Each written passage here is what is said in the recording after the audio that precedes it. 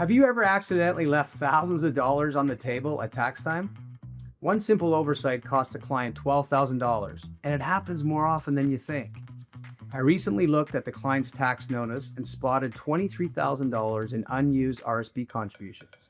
That's money that he'd already contributed to his RSP but forgot to deduct.